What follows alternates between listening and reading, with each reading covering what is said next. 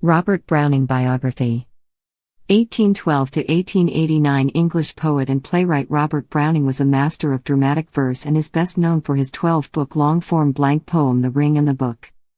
Who was Robert Browning? Robert Browning was a prolific Victorian-era poet and playwright. He is widely recognized as a master of dramatic monologue and psychological portraiture. Browning is perhaps best known for a poem he didn't value highly, The Pied Piper of Hamelin, a children's poem that is quite different from his other work. He is also known for his long-form blank poem The Ring and the Book, the story of a Roman murder trial in 12 books. Browning was married to the poet Elizabeth Barrett Browning. Early life. Robert Browning was born on May 7, 1812 in Camberwell, a suburb of London. He and a younger sister, Anna, were the children of Robert Browning and Sarah Anna Browning.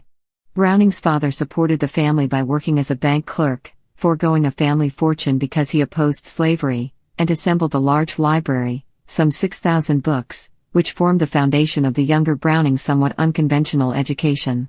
Browning's family was devoted to his being a poet, supporting him financially and publishing his early works. Robert Browning's Paracelsus, published in 1835, received good reviews, but critics disliked Sordello, published in 1840, because they found its references to be obscure.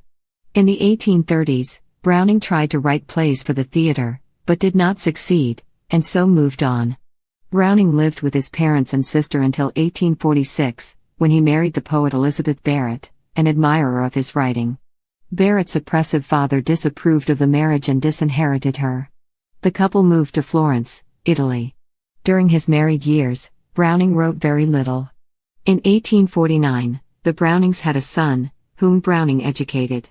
The family lived on an inheritance from Elizabeth's cousin, residing mostly in Florence. Elizabeth died in 1861, and Browning and his son returned to England. Popular recognition. Browning only began to attain popular success when he was in his 50s. In the 1860s, he published Dramatis Personae, which had both a first and second edition. In 1868-69, he published the 12-volume The Ring and the Book, which some critics believe to be his greatest work, and which earned the poet popularity for the first time. One of Browning's biggest successes was the children's poem The Pied Piper of Hamelin. Published in Dramatic Lyrics in 1842, the poem was not one that Browning deemed consequential, however it is one of his most famous. Browning secured his place as a prominent poet with dramatic monologue, the form he mastered and for which he became known and influential. In dramatic monologue, a character speaks to a listener from his or her subjective point of view. In doing so, the character often reveals insights about him or herself, often more than intended. While Robert Browning's work was disparaged by many of the early 20th century modernist poets, by mid-century critics asserted the importance of his work. Later life and death. In his more advanced years, Browning became widely respected. The Victorian public appreciated the hopeful tone of his poems.